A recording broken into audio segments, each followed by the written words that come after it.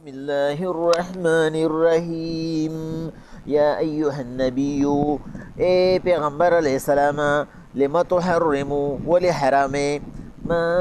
احل الله لك آغا سیز چې الله ستا د پاره جایز ګرځولې دی تبتغي ته تلاش کې مرضات ازواجک د رضا د بیبیانو خپلو والله غفور رحیم الله بخون کې او رحم کون کې دی قد فرض الله لكم تحلة ايمانكم او کتا قسم کړي نو الله پاک طریقه جوړه کړی دا د ماتولو د قسم والله مولاكم الله ستاسو مالک دی او کارساز دی وهو العليم الحكيم هغه پوهه دی او حکمت والا دی وإذ أصر النبي إلى بعد أزواجه حديثا او کله چې پیغمبر علیه السلام وکړه بعضې بیبیانو خپلو ته پټه خبره فلما نبأت به وأظهره الله عليه پس هر کله چې خبره هغې ټینګه نه کړه یو بل ته یې وکړه او الله پاک پیغمبر خبر کو عرف بعضه وأعرض عن بعض پیغمبر علیه السلام خپلې بیبیانو ته بعضې خبره وکړه او بعضې ته یې پټه کړه فلما نبأها به هر کله چې بیبیانو ته خبره ښکاره شوه قالت نو هغې ووې من انباک هذا تچا خبر کړي قال پیغمبر علیهم السلام وتوي نبأني العليم الخبير مال خبر را کړي دی هغه ډېر پوهه او خبردار خدای ان تتوب الى الله تاسو رجوع کول غواړئ الله ته فقط صغت قلوبكما او ستاسو زړونه مایل شوي دي توبې ته وان تظاهرا علیه او که په تاسو په پیغمبر باندې کابو کول غواړئ غلبه پې کول غواړئ خپله مرضي پې کول غواړئ فان الله هو مولاه نو ګورې پیغمبر سره ملګری دی الله وجبريل جبريل مرګره دی وصالح المؤمنين او ټول نیکان مؤمنان مرګري دي والملائکه بعد ذلك ظهير او د دین رست ټول فرشتي وسره مرګري دي عسى ربه ان طلقكن حضور کی دی شي کته اراده وکړي د طلاق ورکولو ان يبدله ازواجا خيرا منكن الله تعالی په بدل کې در کې غوره بیبیانې د دینه مسلمات چې د غوروالي نښه به دایي مسلمات تابعداري به مؤمنات کاملانې به قانتات تابع فرمانی بی طایبات توبه استون کی بی عابدات عبادت گزاری بی صائحات روجداری بی صائبات کندی بی و ابکارا و پیغلی بی یا ایوها الذین آمنوا اے مومنانو قو انفسکم و اهلیکم نارا زان اساتے او خپل اهل دورنا وقودها الناس والحجارة عليها ملائكة غلاظ شداد چې حشاک د هغې به خلک او کاڼي چې فرشتې پې مقرر دي علاظ سخت زړه شداد سخت خویه لا یعصون الله ما امرهم نافرمانی نه کوي د الله د حکم ويفعلون ما يؤمرون او کوي هغه کار چې الله ورته حکم وکړي یا ایها الذین کفروا اے کافرانو لا تعتذروا اليوم نن عذرونه مکوئ انما تجزون ما کنتم تعملون تاسو ته به نن بدله ملاویږي ستاسو د اعمالو موږ نن سوره تحریم شروع کو سوره تحریم مدنی صورت ته وروستو د سوره حجرات نه نازل دی د ترتیب په لحاظ سره 65 دی او د نزول په لحاظ سره 107 نمبر صورت دی او د دې نه مخکې مسله هغه د امورو د معاشرې او د اصلاح د معاشرې هغه بیان شو چې د طلاق او احکامو نن د حقوقو بیان کیږي اخو د طلاق بس جدایي و نور څه پکې نه و بس بیوی یا پرېښودل دي یا ساتل دي نن پکې د حقوقو بیان دی چې حقوق د نارینه او د زنانه څومره دي او نارینه به د زنانه څومره خیال ساتي او په کومو کومو کې دته اجازت شته او په کومو کې نشته لکه قسم شو لکه داسې د هغې سره روغوالی راوستل شو په بخاري شریف کې یو اوږد حدیث دی د دې واقعې په باره کې د یو خاص موقع دپاره دا صورت نازل شوی دی شان نزول چې ورته وایي. او تفسیر مدارک کې امام نصفي صاحب وایي چې په کوم رکوع آیات کې شان نزول یې نو په هغې باندې بنده ډېر په اسانه پوهېږي. هغه د یو خاص د موقع د مناسبت سره یي ګر چې د هغه موقع پورې د هغې حکم نه وي، حکم یې تر قیامته پورې شي داسې موقع راځي نو داسې احکام به د قرآن هغه نافظ کېږي، لیکن هغه ترجمه هغه تفسیر هغه د هغه موقع مناسبت سره د انسان ذهن ته ډېر ښه کوز شي. نو حدیث ډېر زیات اوږد دی لیکن موږ به د هغې حاصل بیان کو. او دا حدیث یو ځای کې نه دی راغلی، بخاری شریف کې چې کوم راغلی دی هغه د حضرت ابن عباس رضی الله تعالی عنه په روایت باندې د امهات المؤمنین حضرت عائشہ رضی الله تعالی عنها نه نقل دی. د دې نه علاوه نورم په ترمذی شریف کې شته، په دارومی شریف کې شته، په ابن ماجه کې احادیث شته، خو په هغې کې د راویانو نه بعضې ځای کې وهم شوی دی. د وهم نه مقصد دا دی چې دا بیبي وه او که دا بیبي وه، نه هغې ته وهم وایي. او د بخاري دا چې کوم حدیث دی نو دا بالکل صحیح دی. هغې کې ابن عباس رضی الله تعالی عنه د عایشې بیبي نه روایت کوي چې د پیغمبر علیهم السلام دا طریقه وه چې کله به پیغمبر علیهم السلام د مازدیګر د مونځ نه کور ته لړو نو د خپلو 9 واړو بیبیانو کره به ازري لګوله چېرې د دې که څه ضرورت وي، که څه د نان نفقې ضرورت وي، که چاته بل څه مسله وي ورته نو چې زه ترېنه خبر شم شپه روانه ده نو هر یو بیبي کره به نه هغه ټایم خو لږ دی او 9 بیبیانې به هر یو کره ازری خو به دومره ټایم نه بیبیانې به په تمه وي چې یاره ما کره به راځي ما کره به راځي. په دې کې یو بیبي داسې وه چې هغې کره به پیغمبر علیهم السلام د نورو بیبیانو نه سیوا ټایم اغسته. نو دا بنې چې دي دوی باندې د یو بل دا خبرې نه لګي چې یاره زما دا خاوند چې دی دا د یوې له زیات توجه ورکړي بلې له دې کم ورکړي. د سړي خو خپلې مجبورې وي، هغه یې خو دومره نه حسابوي چې یاره ما دې له زیاته توجه ورکړه دې له مې کمه ورکړه، لیکن بنې چې کوم دی نه پوچې پوچې خبره نوټ کړي. او بن که هغه د پیغمبر بیبي ده نو هغه زنانه ده، د هغې نیچر یو دی. او که هغه یو عامه زنانه ده نو د پیغمبر د بیبي دپاره هغه حلقه تنګه ده، هغې ته زر زجر میلاویږي. صرف دومره فرق دی چې د هغې هغه لږه خبره ډېره ګڼل کېږي چې ستا په لاره باندې ستا په طریقه باندې ته خو رول ماډلې بله به روانوي. نو پیغمبر علیهم السلام دا خبره بیبیانو نوٹ کړه او د صحیح حدیث مطابق دا بیبي چې کارمې کاره به پیغمبر صلی الله علیه وسلم ایسارېده دا په زینب بیبیانو کې وه. پیغمبر صلی الله علیه وسلم 2 بیبیانې وې زینب، یو زینب بنت حزیمه وه او یو زینب بنت جهش وه. زینب بنت حزیمه چې وه نو هغه په ټولو کې بوډۍ وه. د پیغمبر صلی الله علیه وسلم نه خو اکثرې بیبیانې مشرانې وې، هغه ترې نه مشره وه. او دا هغه بیبي وه چې هغې خپل نمبر عایشې بیبي ته پرېښی او زینب بنت جهش د ترور لور وه چې زید بن حارثه رضی الله تعالی عنها طلاق ورکړی بیا ورسره پیغمبر صلی الله علیه وسلم نکاح کړی وه. هغه د هغې نه په عمر کې کمه وه. اوس دا په دې دواړو زینبو کې یو زینب وه. بعضې احادیثو راغستې زینب بنت جهش وه او بعضې راغستې زینب بنت حزیمه وه. خو د دې دواړو کې زینب بنت حزیمه په باره کې دا راغلي دي چې د هغې چې کومه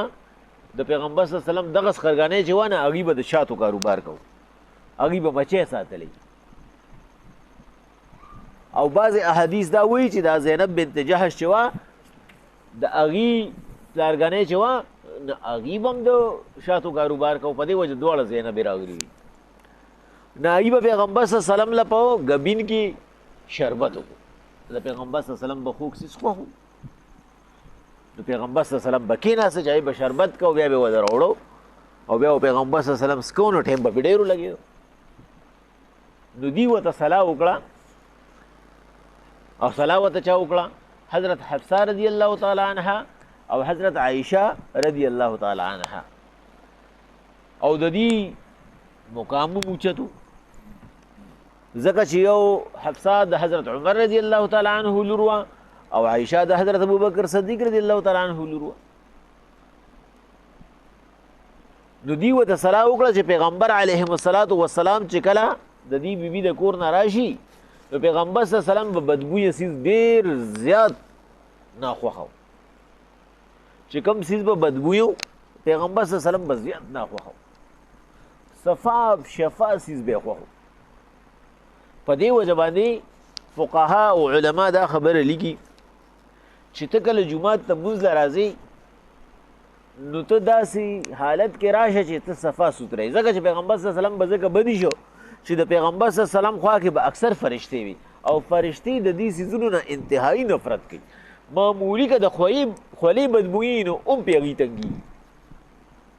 نو په دې وجه پیغمبر صلی الله علیه وسلم به زیات احتیاطونه کول نو پیغمبر علیهم الصلاة والسلام به صحابو ته هم وي چې هغه څیز به نه خورئ چې کوم یو څیز ستاسو دپاره د بدبویۍ سبب جوړیږي لکه کچه پیاز شو لکه کچه اوږه شوه د کار په کپړو کې به مونځ له نه راځئ چې کوم کار کې تاسو خولې کېږئ بیا دنه د خولو بوی ځي نه هغه کپړې به وباسئ خیر دی که مونځ دنه قضا شي یعنې جمع دنه لړه خو هغه کپړې به وباسئ تاسو په هغه کپړو کې چې کوم دی نو مزدوري کړې ده تاسو نه په هغې باندې تیل توی شوي دي ګریس پې لګېدلي دي یا پې بل داسې یو سیز دی چې د انسان طبیعت ته کرکه کوي هغې کې الله ته مو ودرېږه ځکه چې فرشتې دي لګي او فرشتې بیا ستا خواله نه راځي هغه د دې نه قدرتي او فطري طور باندې هغه نفرت کوي نو بیبیانو ورته دا صلاح وکړه چې پیغمبر علیهم الصلاة والسلام خو اسم داسې کوي نو پیغمبر صلی الله علیه وسلم ته به ووایو چې را حضور ستا د دې خولې نه موږ ته بوی راځي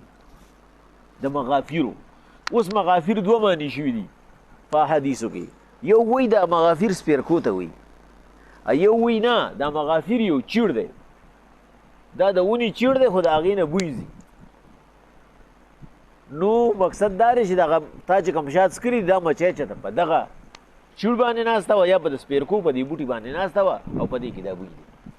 د پیغمبر صلی الله علیه وسلم به د دې بیبي د کور نه صبر شي ځکه چې هغه به دا څیز بیا نه استعمالوي نو چې دا نه استعمالوي نو ټایم به لګوي نو چې پیغمبر علیهم الصلاة والسلام کله راغی د حفصي بیبي کره د حفصي بیبي ورته وی حضور که تاسو مایند کوئ نه لکه مثلا موږ بیا خپل الفاظو کې ووایو تاسو بد نه ګڼئ یو خبره وکړم پیغمبر صلی الله علیه وسلم ورته او بلکل که زه خو راغلی خبرې لیم یاره ستاسو د خولې نه خو بوی ځي پیغمبر صلی الله علیه وسلم ورته وی د څه بوی دي ځي وی د مغافیرو پیغمبر صلی الله علیه وسلم ورته وی ما خو نه دي خوړلي وی حضور تاسو بیبي د کور نه چې رالی نو ای ورته وی ما شات څکلي وی کیدای شي دا مچۍ په دې ناسته وه پیغمبر صلی الله علیه وسلم ورته وی که داسې نو زه به آینده لپاره شات نه څکم د شاتو شربت به نه څکم خو ګورې د ال به چاته نه وی ای ورته وی ښه عایشې بیبي کره راړی ورته هم اک شان خبره وکړه او پیغمبر صلی الله علیه وسلم ورته هم اک شان خبره وکړه او د پیغمبر صلی الله علیه وسلم یقین هم راغی چې بھائی دا بیبي هم داسې وایي حالانکې دا خو د دواړو صلاح وه نو پیغمبر علیهم الصلاة والسلام هغې ته هم داسې ووایي چې ګورې چاته به ال وی نه چې بله د دې بیبي زړه ازار نه شي هغه خو ماله ډېر په مینه جوړې دا خو د هغې ګناه نه ده خو به هر حال د دا څیز به زه آینده دپاره نه څکمه او پیغمبر علیهم الصلاة والسلام تېنه قسم وکړو چې بالکل دا به آینده دپاره لکه موږ پښتو کې وي دا خو ما حرامي نو الله پاک وایي پیغمبر صلی الله علیه وسلم یا ایها النبي لم تحرم ما احل الله لك دا دې ولې وکړو پیغمبر صلی الله علیه وسلم ما یو څیز حلال کړی دی او ته حرامي داسې دې ولې وکړو پیغمبر علیهم الصلاة والسلام د په نرمه لهجه کې الله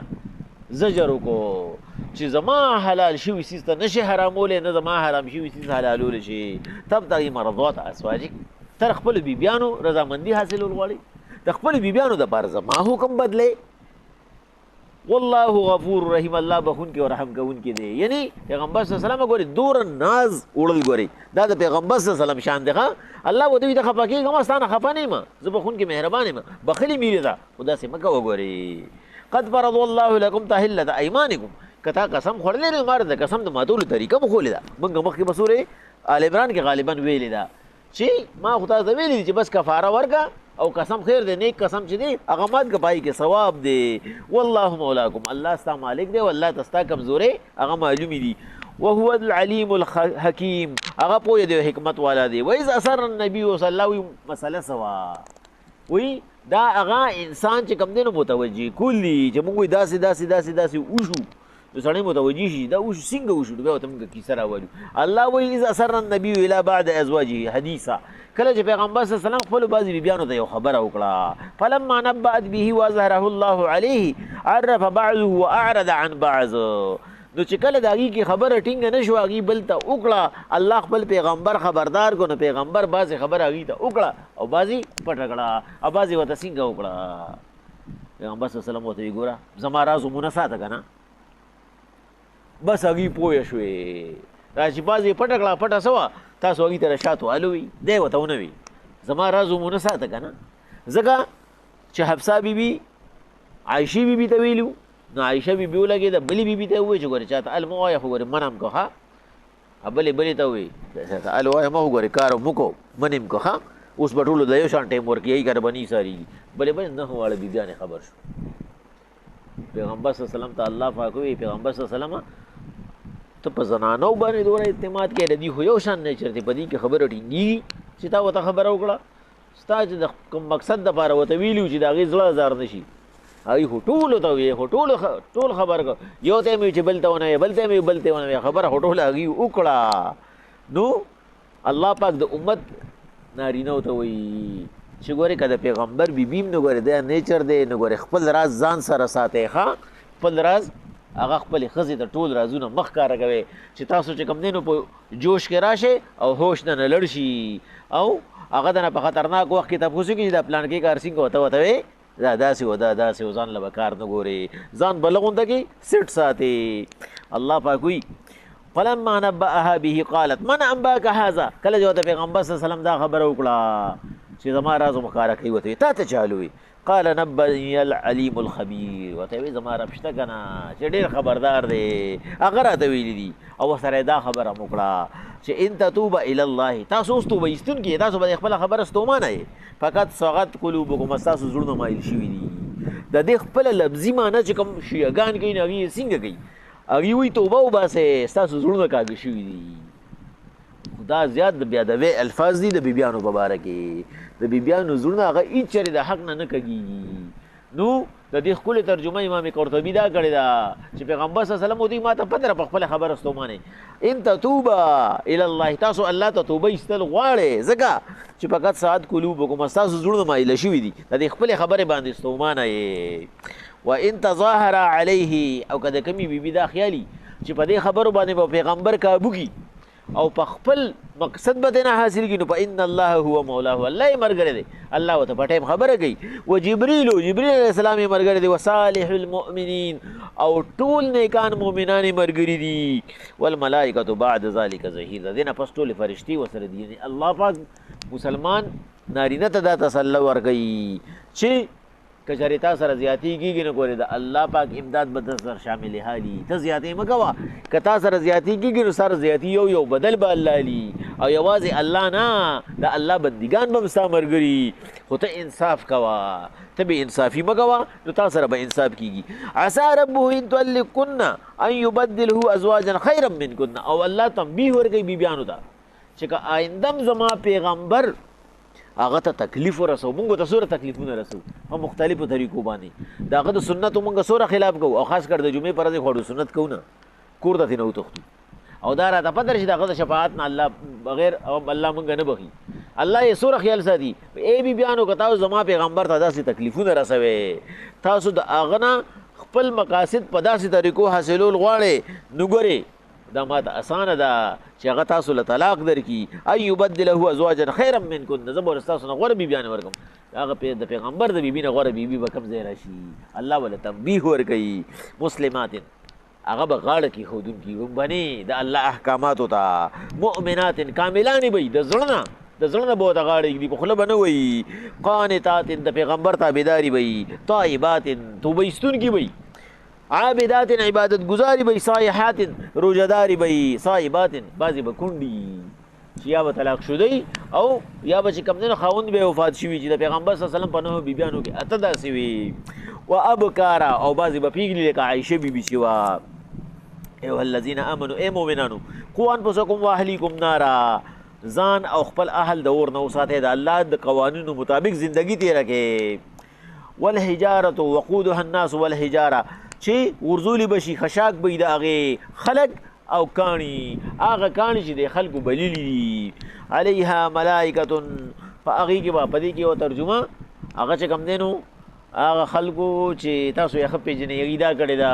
چې هغه کاڼي به وي چې انسانان یې په خپل ځان باندې وښي د باباګانو نه وي راوچت کړي وي په ځان یې مږي نو وي دغه کاڼي به هم دوزخ ته غورځوي ملائکتن خبرې تر سحده پورې صحیح ده ملائکتن چې په دې باندې به داسې فرشتي غلازن چې هغې به سخویه وي ترشي به وي هر وخت یې تندي به یې چوڼي شداد سخت زړه به وي په چا به یې ترس نه راځي لا ځکه چې الله وایي زما په حکم کې به په چا ترس نه کوي زما نه زیات ترس والا څوک نشته چې ته به یو انسان ترس وکړي چې د غلا کړې ده لاس ته مه کټ کوې او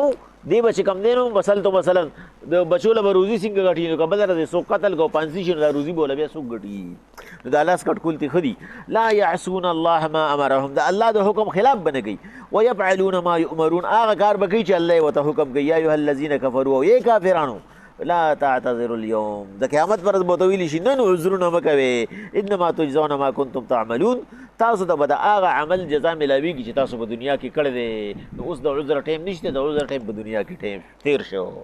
بسم الله الرحمن الرحیم یا ایها النبی